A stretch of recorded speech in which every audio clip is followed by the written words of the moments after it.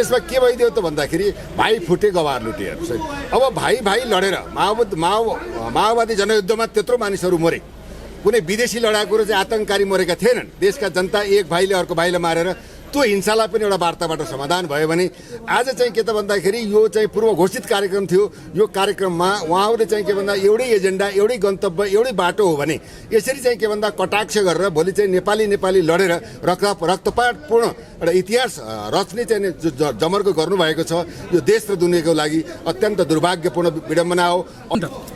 होइन यसको के छ भन्दाखेरि अब हेर्नु वास्तवमा के हुन्छ भन्दाखेरि फर्स्ट एट्याक कसले गर्यो भन्ने कुरा हुन्छ कि एउटा राष्ट्रवादी एउटा चरित्र भएको माओवादी सङ्गठित पार्टीको उच्च स्तरीय नेतृत्व पूर्व प्रधानमन्त्रीसम्म हुनुभएका केपी शर्मा ओलीज्यूले यो कुरालाई मनन गरेर होइन भाइ फुटेर भने होइन यसलाई जुटेर जानुपर्छ भन्ने मानसिकता नलिएर भिड्ने कुरा गर्नुभयो भने त गौरभन्दा पनि 10 टाइममा हुन्छ हेर्ता र सबैले चाहिँ के भन्दा सन्निवेदित भएर विरोध गर्न पाइन्छ। अहिले प्रतिपक्षमा हुनुहुन्छ भने उहाँ एउटा राष्ट्रवादी व्यक्तित्व भएर चाहिँ के भन्दा नेपाली जनतालाई विभिन्न नाममा लडाएर चाहिँ यो भने दुर्भाग्यपूर्ण विडम्बना भयो भने त एमालेको शीर्षस्थ नेता पनि जिम्मेवार हुनुपर्छ। सङ्गति ल्याउने र समाजलाई चाहिँ उधो गतिमा लाने छाडा नग्न तस्बिरहरू प्रदर्शन गर्ने व्यक्तिहरूलाई त कानुन प्रभावित हुनु पऱ्यो नि त। त्यो त्यसपछि एमालेमा आएको अवस्था दुवै चाहिँ शीर्षस्थ नेताहरूलाई उहाँले श्रद्धापूर्ण भोजन गराएको अवस्था पनि हो। उहाँ त्यो एउटा एक प्रकारको किचन क्याबिनेटको होइन किचन क्याबिनेटको व्यक्तित्व त्यो उनीहरू शीर्ष नेतृत्वहरूले कहाँ लगानी गरेका छन्, कहाँ खाएका छन्, कुन जग्गा प्लटिङ गरेका छन्, कुन देशलाई राखेका छन्, कुन कल कारखानामा यिनको लगानी छ, यिनले कहाँ चाहिँ के गरेका छन् भने त उहाँको त निवारण त उहाँले देखाउनु भएको छ। यो आन्दोलन एउटा निर्णायक आन्दोलन हो। यो आन्दोलनमा चाहिँ के भन्दा दुर्गा प्रसाद एउटा विचार हो, दुर्गा प्रसाद एउटा नेतृत्व हो। के छ भन्दा महाअभियानबाट कसैलाई एट्याक गर्नु, हामीले कसैलाई बन्दुक लिएर जाउँ, खुकुर लिएर जाउँ भन्ने हाम्रो शान्तिपूर्ण आन्दोलन हो। शान्तिपूर्ण रूपमा जनताले चाहिँ अब आफ्नो चाहिँ प्रदर्शन गर्न पाउँछ। त्यसमा चाहिँ अब युवा सङ्घबाट चाहिँ प्रतिकार भयो, राज्यबाट पनि त प्रतिकार हो भने यसको सम्पूर्ण जिम्मेवारी चाहिँ एमाले लिनुपर्छ र त्यसको पछाडि सुरक्षा संयन्त्रलाई लिएको राज्य सत्ताले लिनुपर्छ। हेर्नुहोस् निकालिन्छ भने दिदीबहिनीहरूको चाहिँ आत्मामा के भयो, संसारले के कस्तो सन्देश दियो, यसमा यस्तो संलग्नताले राजनीतिक जीवन र भनौँ त्योमा संलग्न भएका व्यक्तिहरूको चाहिँ एउटा छवि कहाँ पुग्यो भनेपछि धैर्यता संयमता गर्नुपर्छ। वैचारिक द्वन्द्व हुन्छ। हेर्नुहोस् अरू चाहिँ यो चाहिँ अभियानका नेतृत्वहरू अथवा चाहिँ एमालेका व्यक्तित्वहरू सबै बसेर यसलाई समाधान गर्नुपर्नेमा मेरै गोरुको 12 टक्का भनेर शक्ति प्रदर्शन नेपालीलाई मार्नु, नेपालीले नेपालीप्रति वितृष्णा फैलाउनु भने त के आफै एउटा घरमा नै हामी भाइ लडे अब भनौँ भाइ फुटेको वा लुटेको अवस्था भयो। यसले त शीर्षस्थ यसलाई कमान्ड गर्ने भन्दा पनि कमान्डर जो शीर्षस्थ नेतृत्व छ उसले चाहिँ उहाँहरूले विचार विवेक बुद्धि र समयको माग जनताको आवाज अहिलेको परिस्थिति हामीले गरेका कुकर्मको पराकाष्ठाबाट जनताहरू उत्तेजित र एक्साइटेड भएका छन्। भोलि पूर्व डिएसपी केपी शर्मा हामीसँग हुनुहुन्छ। सर स्वागत छ यहाँलाई सबै मिडियामा। जय जननी जय मातृ। अब अहिले यो नागरिक बचाउ अभियान र यो युवा सङ्घको आन्दोलनले गर्दाखेरि देशको माहौल निकै तातिरहेको छ। अब अहिले यहाँ दुर्गा प्रसाईको घरमा छौँ हामी। अब के हुन्छ सर यो माहौल? भोलि मङ्सिर 7 विशेष दिन पनि छ। दुवै पक्षबाट चाहिँ आन्दोलन भनेर घोषणा भएको मिति हो। के हुन्छ त भोलि अब देशमा? वास्तवमा यो के भन्दा जनताको भनौँ भाग्य र भविष्य निर्माण गर्नको लागि विगत समयदेखि हामी चाहिँ यो राष्ट्र बचाऊ, धर्म बचाऊ, इतिहास बचाऊ र देशका नागरिकहरूलाई बचाऊ भन्ने अभियान पनि चाहिँ नि भएकी अवस्था हो। यो 2000 तपाईँको चाहिँ के भन्दाखेरि जसरी चाहिँ के भन्दा अब 7 दल मिलेर तपाईँको चाहिँ विदेशमा गएर भारतको दिल्लीमा गएर चाहिँ तपाईँको 12 बुझे सम्झौता गरेर देशको चाहिँ सम्मान इज्जत प्रतिष्ठा समेत बेचेर आएको अवस्थालाई हामी आफ्नै देशमा शरणार्थी बन्न परेको अवस्थालाई हामीले रोक्न चाहेर यो चाहिँ 7 गतेको एउटा पूर्व घोषित आन्दोलन पनि थियो। यसमा चाहिँ एमालेको तर्फबाट पनि के भन्दा भ्रष्टाचार व्यथिति अन्याय अत्याचारको विरुद्धमा चाहिँ माइतीहरूको घरमा चाहिँ के भन्दा हामीले भेला गर्ने भन्दा युवा सङ्घले पनि चाहिँ पछि आएर भनौँ एउटा उद्घोष गरेको अवस्था पनि हो। यसमा के भइदियो त भन्दाखेरि भाइ फुटे गवार लुटेहरू चाहिँ अब भाइ लडेर माओवादी जनयुद्धमा त्यत्रो मानिसहरू मरे। कुनै विदेशी लडाकु र चाहिँ आतंककारी मरेका थिएनन्। देशका जनता एक भाइले अर्को भाइलाई मारेर त्यो हिंसालाई पनि एउटा वार्ताबाट समाधान भयो भने आज चाहिँ के त भन्दाखेरि यो चाहिँ पूर्व घोषित कार्यक्रम थियो। यो कार्यक्रममा उहाँहरूले चाहिँ के भन्दा एउटै एजेन्डा, एउटै गन्तव्य, एउटै बाटो हो भने यसरी चाहिँ के भन्दा कटाक्ष गरेर भोलि चाहिँ नेपाली लडेर रक्तपातपूर्ण एउटा इतिहास रच्ने चाहिँ जमर्को गर्नुभएको छ।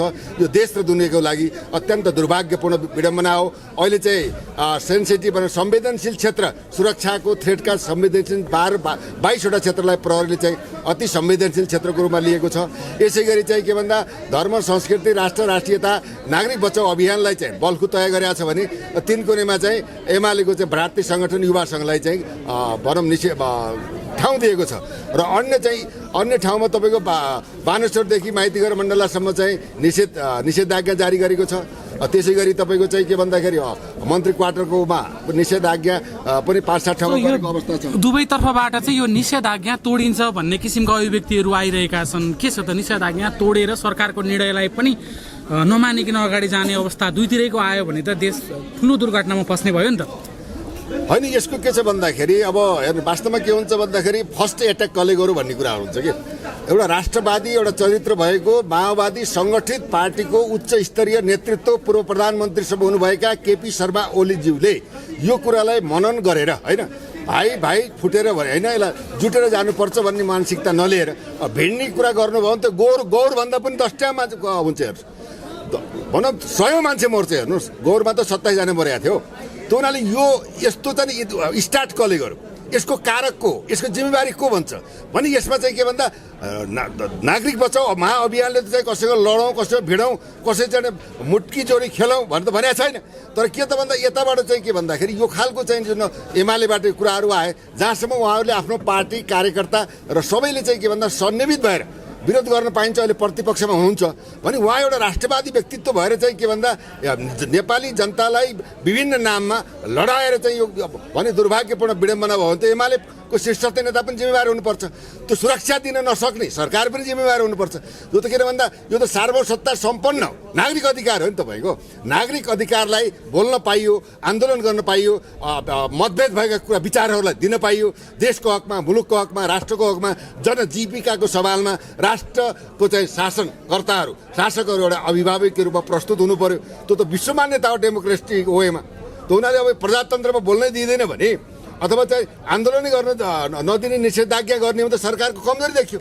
अब तपाईँको यसैमा चाहिँ महिनौदिनसँग निषेधाज्ञा गर्ने टिकटक पनि त्यसबाट मान्छेको व्यक्ति विकास भएको थियो, एउटा प्रतिभा कला गला होइन सारा चाहिँ दुर्गम भएका मान्छेहरूको चाहिँ आफ्नो व्यक्तित्व विकास भएको थियो, प्रतिभाहरूले चाहिँ अश्लीलता पनि फैलिएको थियो नि टिकटकबाट। अश्लीलता फैलियो भने कानुन किन जाए भावे कुनै चिज चाहिँ भनौँ त प्रविधि त गलत होइन नि, त्यो एप्स त गलत होइन नि, त्यसलाई चाहिँ दुरुपयोग गर्छ भने कानुन प्रभावित हुनुपर्ने।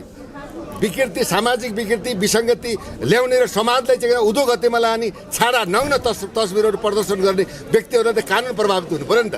त्यो हुनाले त यो पनि गलत भयो। भोलिकै कुरा गर्दाखेरि यो कुनै नागरिक अथवा राष्ट्र बचाउनका लागि होइन, यो लडाइँ केवल दुर्गा परसाई र एमाले बिचको स्वार्थको लडाइँ मात्रै हो भन्छ नि त केही थरी मान्छेहरू त। यसमा के भइदियो भन्दा यहाँ अब दुर्गा परसाई अब के भन्दा पहिला चाहिँ माओवादीको पनि भनौँ उच्च शीर्षस्थ नेतृत्वसँग बसावट गरेको माओवादीमा चाहिँ अब एउटा भनौँ एउटा लडाकु नै भएर चाहिँ लड्को। त्यसपछि एमालेमा आएको अवस्था दुवै चाहिँ शीर्षस्थ नेताहरूलाई उहाँले श्रद्धापूर्ण भोजन गराएको अवस्था पनि हो। उहाँ त्यो एक प्रकारको किचन क्याबिनेटको होइन, किचन क्याबिनेटको व्यक्तित्व। त्यो उनीहरू शीर्ष नेतृत्वहरूले कहाँ लगानी गरेका छन्, कहाँ खाएका छन्, कुन जग्गा प्लटिङ गरेका छन्, कुन देशलाई राखेका छन्, कुन कल कारखानामा यिनको लगानी छ, यिनले कहाँ चाहिँ के गरेका छन् भने त उहाँको त निवारण त उहाँले देखाउनु भएको छ। त्यसले गर्दाखेरि के भइदियो भन्दा विशेषतः चाहिँ अब जब कालो मसी चाहिँ अब जुन दुर्गा परसाईलाई एमालेको भारतीय सङ्गठनका युवाहरूबाट जुन भयो त्यहाँबाट सुरुवात भयो। त्यो सुरुवातबाट द्वन्द्व जन्मिसकेपछि उहाँले पनि अब कम्बोडियामा चाहिँ अब 30 अरबको चाहिँ पैसाको लगानी टेलिकममा गर्नुभएको छ, यो प्रमाण छ भन्ने कुराहरू पनि आए। त्यसले गर्दाखेरि यहाँ केपी शर्मा ओली मात्र नभए शेरबहादुर देउपा, प्रचण्डजी जो उच्च नेतृत्वहरू छन्, झलनाथ खला, डाक्टर बाबुराम भट्टराई, माधव नेपाल जति 6-7 जना प्रधानमन्त्री भएर 34 वर्षमा जुन वरिपरि देशभरि घुमेर यसले चाहिँ जनताको चाहिँ किन भाग्य र भविष्य र देशको समृद्धि र विकास, स्वास्थ्य, शिक्षा, स्वरोजगार समेतका कुराहरूलाई ख्याल नगरेर, राष्ट्रिय एजेन्डा नदिएर, जनमुखी एजेन्डा नदिएर, लघु वित्तीय ब्याङ्क समेतमा कब्जा गरेर देशका पैसा व्यापारीकरण गरेर विदेशमा लगेर जुन देशलाई खोक्रो बनाइयो, आर्थिक मन्दी भयो, यी कुराहरू सबै कुरा चाहिँ उहाँले बुझ्नु भएको हुनाले अब चाहिँ के भन्दा नेताहरूको चाहिँ के भन्दा अब उहाँले त चाहिँ अब कट्टो नै खोल्ने कुरा आयो, त्यो उनीहरूले चरित्र हत्या हुने कुरा हो। त्यसले गर्दाखेरि अब चाहिँ के भन्दा यो पार्टी 6-7वटा 10वटा भए पनि माई खाने भ्रष्टाचार गरेर बाँड्ने कुरामा त एउटै पार्टी उनीहरू, चरित्र एउटै भयो भने व्यवस्था त एउटै हो। त्यसले गर्दाखेरि उहाँहरूले के भइदियो भन्दा अब हामी जनताबाट त यसै नाङ्गिएकै अवस्था छ। अब चाहिँ के हुन्छ भन्दाखेरि हाम्रा चाहिँ कुकर्महरूलाई उहाँले पर्दाफास गर्ने भन्दा जनताबाट विस्थापित भइसकेको अवस्था त केही छडिक रहेको अवस्था पनि समाप्त हुन्छ भनेर उहाँले सामाजिक सञ्जाललाई बन्द गर्नु हो। सत्य ध्रुव सत्य त बोल्नै पर्दछ हेर्नुहोस्। तथापि हाम्रो के भन्दा लडाइँ प्रचण्ड देउपा केपीसँग होइन, हाम्रो व्यवस्था शासन अवस्थासँग हो हेर्नुहोस्। जस्तो सामाजिक सञ्जालमा आएका अभिव्यक्तिहरू हेर्दाखेरि सर्पको खुट्टा सर्पले देख्छ भने चाहिँ एक अर्कालाई आरोप प्रत्यारोप लाउने कामहरू भइरहेको छ। भइरहेछ। अब यसले समाजलाई कतातिर लैजाला भन्ने चाहिँ प्रश्न हो। समाजलाई अहिलेको यो आन्दोलन एउटा निर्णायक आन्दोलन हो। यो आन्दोलनमा चाहिँ के भन्दा दुर्गा प्रसाद एउटा विचार हो, दुर्गा प्रसाद एउटा नेतृत्व हो। यो सारा जननागरिकको आन्दोलन हो। देश विदेशमा भएका युवाहरूको भाग्य र भविष्य निर्माण गर्ने आन्दोलन हो। देशको चाहिँ अस्मिता होइन, लुटिएको अस्मितालाई फिर्ता गर्ने आन्दोलन हो। भ्रष्टाचारले अरबौँ खरबौँ कमाएर देशलाई टाट पल्टाएका छन्, तिनका विरुद्ध सम्पत्ति छानबिन गरेर यो खरबौँ पैसा राष्ट्रिय राज्य कोषमा जम्मा गरेर देशको विकास र उन्नति गर्ने आन्दोलन हो। यदि यो आन्दोलनमा रक्तपात भयो भने तपाईँको चाहिँ यो अक्टोबर फ्रान्सको चाहिँ रक्तपात भयो भने जिम्मेवारी को भन्ने जिम्मेवारी दुईटा। अहिले यसमा के छ भन्दा महाअभियानबाट कसैलाई एट्याक गर्नु, हामीले कसैलाई बन्दुक लिएर जाउँ, खुकुर लिएर जाउँ भन्ने हाम्रो शान्तिपूर्ण आन्दोलन हो। शान्तिपूर्ण रूपमा जनताले चाहिँ अब आफ्नो चाहिँ प्रदर्शन गर्न पाउँछ। त्यसमा चाहिँ अब युवा सङ्घबाट चाहिँ प्रतिकार भयो, राज्यबाट पनि त प्रतिकार हो भने यसको सम्पूर्ण जिम्मेवारी चाहिँ एमाले लिनुपर्छ र त्यसको पछाडि सुरक्षा षड्यन्त्रलाई लिएको राज्य सत्ताले लिनुपर्छ। हेर्नुहोस्, यस्तो ध्रुव सत्य हो। तर यस्तो नहोस् भन्ने हामी चाहन्छौँ। किन भन्दा हामीले विगतमा हरेक पटक फुटेर यो देशको अवस्था यस्तो भयो। देश चाहिँ के भन्दा हरिकङ्गाल भयो। हाम्रो भाग्य र भविष्यमाथि सबैले खेलबाड गरे, हामीलाई भर्याङ बनाएर विरासत प्राप्त गरे। हाम्रै चाहिँ ऋणको बाढी बोकाएर उनले चाहिँ मोज मस्ती गरेका छन्। करोडौँ युवाहरू बाहिर छ, रेमिटेन्सबाट देश चलाइएको छ, ब्याङ्कमा पैसा छैन, समानुपातिक न्याय छैन, गरिब र दुखीको चाहिँ जीविकाको सवालमा राज्यले सम्बोधन गर्न सक्दैन, ऋणसम्म नलिने अवस्था छ, पार्टीको व्यक्ति र पार्टीको टिकट नलिएसम्म चाहिँ कुनै सुविधा नपाउने अवस्था छ। त्यसैले सम्पूर्ण चाहिँ अङ्गहरूमा पार्टीका चाहिँ नेतृत्वहरूको नै के भन्दा एउटा भनौँ न वर्चस्व चाहिँ पैदा भयो। त्यसले गर्दा अब समानुपातिक न्यायको लागि अब योले राज्यले पनि के भन्दा यो चाहिँ जनसागरलाई, यो चाहिँ एउटा एजेन्डालाई आत्मसात गरेर यो चाहिँ माग भएका कुराहरूलाई एउटा कानुनी तौरबाट भनौँ समाधान गर्ने समय अधिपिन्छ। हेर्नुहोस् होइन, समाधान भएन भने त अब के हुन्छ भन्दा जसले चाहिँ पहिलो एट्याक गर्छ उही नै दोषी हुन्छ। हेर्नुहोस्, जस्तो हिजो पनि चाहिँ के भयो भन्दा राति चाहिँ अब एउटा इटरीबाट आएका चेलीहरू होइन, त्यो कसले गरो त्यो पाठ होइन, त्यो के भन्दा चेलीहरू एउटा चाहिँ नाङ्गै सुतेको अवस्थामा पुरुषहरू गएर त्यो 7 गतेको आन्दोलनमा आएका हो। देख्दाखेरि के देखियो भने यहाँ साँडेको जुधाइ बाछाको मिचाइ हुन्छ कि भन्ने पो डर भयो त। यो देखियो। तपाईँ किन देखियो भन्दाखेरि तपाईँको चाहिँ एउटा नागरिकले आफ्नो चाहिँ जीवनको सुरक्षा भएन, सुरक्षा को प्रत्याभूति भएन नि तपाईँको। यहाँ त के त भन्दा अब के अरे चाहिँ तपाईँको चाहिँ तपाईँले भने जस्तै अब के अरे तपाईँको साँडेको चाहिँ जुधाइ बाछाको मिचाइ भयो। हेर्नुहोस्, त्यो उनीहरू न्याय कहाँ गयो, सुरक्षा कहाँ गयो, षड्यन्त्र कहाँ गयो, नागरिक स्वतन्त्रता कहाँ गयो भने राति 11 बजे ती महिलाहरूलाई त्यहाँबाट त्यो निकालिन्छ भने ती दिदीबहिनीहरूको त्यो आत्मामा के भयो, संसारले के कस्तो सन्देश दियो। यसमा यस्तो संलग्नताले राजनीतिक जीवन र भनौँ त्योमा संलग्न भएका व्यक्तिहरूको चाहिँ एउटा छवि कहाँ पुग्यो भनेपछि धैर्यता संयमता गर्नुपर्छ। वैचारिक द्वन्द्व हुन्छ। हेर्नुहोस्, वैचारिक विचारलाई विचारले काट्नुपर्छ। हेर्नुहोस्, तरवारले काट्नुपर्छ। Iron cut iron, diamond cut diamond. हेर्नुहोस्, हो कि तर यहाँ त के भन्दा आइरन कट आइरन त थिएन, एउटा विचार थियो भने ती चाहिँ अबला निशस्त्र नारीहरूलाई जुन त्यो पार्टी प्लेसबाट राति निकालियो त्यो अक्षम्य चाहिँ अपराध हो। यो अपराधलाई चाहिँ यस्ता अपराधमा संलग्न भएको व्यक्तित्वलाई राज्यको कानुन चाहिँ लाग्नु पर्दछ। किन भन्दा चेलीबेटीको सम्मान गर्नुपर्नेमा त्यही ठाउँमा मेरै दिदीबहिनी भए के हुन्थ्यो भन्ने त्यस्ता देशका कर्णधार, देशलाई बनाउने त्यो युवा शक्तिले, सृजनशील शक्ति त्यस्ता कुरामा लागेर आफ्नो छवि किन बिगारेको हुन् भन्दा मलाई खेद पनि लाग्यो कि। हेर्नुहोस्, त्यसले गर्दा एमाको संयमता विचार वैचारिक द्वन्द्व वार्ता समाधान अब तपाईँको विचार विमर्श र चाहिँ के भन्दा डाटा सहितका कुराहरूले सबै उच्च स्तरीय पार्टी व्यक्तित्व सरकारहरू चाहिँ यो चाहिँ अभियानका नेतृत्वहरू अथवा चाहिँ एमालेका व्यक्तित्वहरू सबै बसेर यसलाई समाधान गर्नुपर्नेमा मेरै गोरुको 12 टक्का भएर शक्ति प्रदर्शन नेपालीले मार्नु नेपालीले नेपालीप्रति वितृष्णा फैलाउनु भने त के आफै एउटा घरमा नै हामी भाइ लडे अब भनौँ भाइ फुटेको अभाव लुटेको अवस्था भयो। यसले त शीर्षक यसलाई कमान्ड गर्ने भन्दा पनि कमान्डर जो शीर्षक नेतृत्व छ उसले चाहिँ नि उहाँहरूले विचार विवेक बुद्धि र समयको माग जनताको आवाज अहिलेको परिस्थिति हामीले गरेका कुकर्मको पराकाष्ठाबाट जनताहरू उत्तेजित र एक्साइटेड भएका छन्। भोलि यहाँ रक्तपात भयो भने त्यसको चाहिँ जिम्मेवारी त चाहिँ मुडन्तको हिसाबमा तपाईँले भन्नु भिडन्तको हिसाबमा त के हुन्छ भन्दाखेरि अहिलेको भिडन्तको हिसाब त चाहिँ एमाले लिएको अवस्था हो। सत्य त बोल्नुपर्छ, हामी त कुनै पक्षधर होइनौँ। उहाँलाई पनि चाहिँ के भन्दा एउटै एजेन्डा छ भने दिदीबहिनीहरू काठमाडौँमा ल्याएर भिडाएपछि अलिकति जिम्मेवार दुर्गा प्रसाद बन्नुपर्छ कि पर्दैन? जिम्मेवार त बन्नुपर्छ, किनभने नेतृत्व एउटा नेता भनेको के भन्छ, एउटा नेता एउटा देशमा चाहिँ एउटा घरमा एउटा बच्चा बिग्रियो भने त एउटा घरै बिग्रला, तर देशलाई नेतृत्व गर्ने नेतृत्व बिग्रियो भने देश नै समाप्त भएर जान्छ। त्यसैले दुर्गा प्रसादजीको पनि के भन्छ आएका मानिसहरूलाई होइन यो अभियानले व्यवस्था सुरक्षा भवन सुरक्षा राज्यका सुरक्षा अङ्गहरूसँग चाहिँ के भन्दाखेरि वार्ता होइन भेटघाट सम्पादन गर्नुपर्छ। किनभने यो चाहिँ आन्दोलन भनेको नेपाल प्रहरीको पनि हो, यो नेपाली सेनाको पनि हो, सशस्त्र बलको पनि हो, राष्ट्रिय अनुसन्धानको पनि हो, निजामती कर्मचारीहरूको पनि हो, पूर्व चाहिँ राष्ट्र भनौँ सेवकको पनि हो, पूर्व प्रहरीको पनि हो, देश विदेशमा रहेका भनौँ 3 करोड नेपालीको साझा एजेन्डाको भएको हुनाले हामी सदैव यिनी पार्टीको झोले बनेर पार्टीको टिकट लिएर यिनीहरूकै पैतालामा हामीले आफ्नो भविष्य देख्ने कि अब देशलाई बनाउन आफ्नो अधिकार मागेर होइन खोसेर लिनुपर्छ भनेर लड्ने। यो कुरा के छ भन्दा यो दुर्गा प्रसाईको अभियान होइन, यो हाम्रो अभियान हो, तपाईँ र मेरो अभियान हो, सारा राष्ट्रको अभियान हो, मुलुकको अभियान हो, धर्मको अभियान हो, भ्रष्टाचार विरुद्धको अभियान हो, व्यथितिको भनौँ अभियान हो, भविष्य निर्माण गर्ने आन्दोलन व्यवस्था विरुद्धको अभियान भनिएको छ। जनविद्रोह व्यवस्था विरुद्धको अभियान भनिरहँदाखेरि साँच्चै यो आन्दोलनले व्यवस्था परिवर्तन गर्ला त? अनि यस्तो हेर के छ भन्दा तपाईँले देख्नुभयो विगतमा चाहिँ अब तपाईँले भन्ने हो भने चाहिँ नि तपाईँको रसियामा चाहिँ लेलिन चाहिँ जर्मनमा हुँदाखेरि 10 जना मान्छे बसेर मैले चाहिँ तिमीहरूलाई गाँस बाँस र जग्गा दिन्छु भनेर एउटा नाराको आह्वानमा चाहिँ आज चाहिँ त्यहाँ रसियामा क्रान्ति भयो।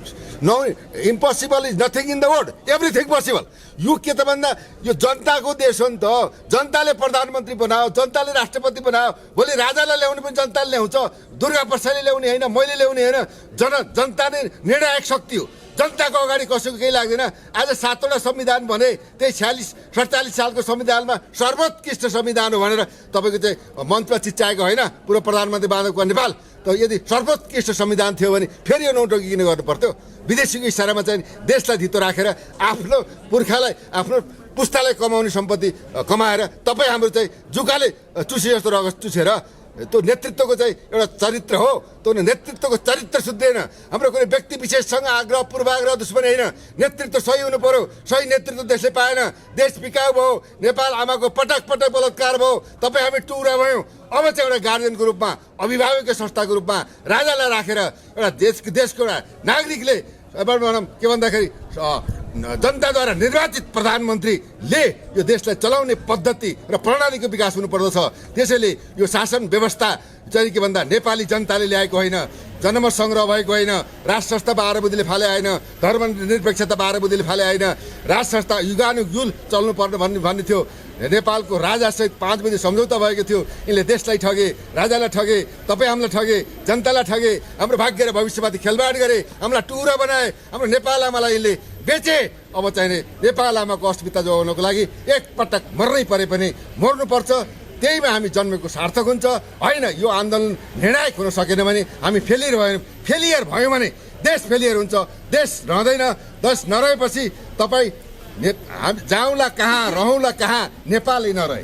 नेपाल चाहिँ कहाँ थियो भनेर हाम्रा पुस्ताहरूले तिमीले देशलाई किन बचाएनौ, देशको विकास किन गरेनौ, गद्दार नेताहरूलाई किन बगाएनौ, भ्रष्टाचारीको विरुद्धमा किन लागेनौ भनेर हाम्रा पुस्ताहरूले हामीलाई सराप्ने छन्, हामीलाई धिक्कार गर्ने छन्। हामी सराप पिने या धिक्कार हुने या चाहिँ के भन्दाखेरि एउटा पशु भएर मर्ने कि स्वाभिमानी नागरिक भएर आफ्नो ज्यान दिनु पर्यो देशको लागि दिने, यो अहम प्रश्न हो, राष्ट्रिय प्रश्न हो, सबै नेपालीको जनजीविकाको प्रश्न हो, बाँसको कपासको प्रश्न हो, स्वरोजगारको प्रश्न हो, ऋण मुक्त हुने प्रश्न पनि हो। ल हस् सर, तपाईँले महत्त्वपूर्ण समय दिनुभयो, धन्यवाद। धन्यवाद। जय जननी जय माता।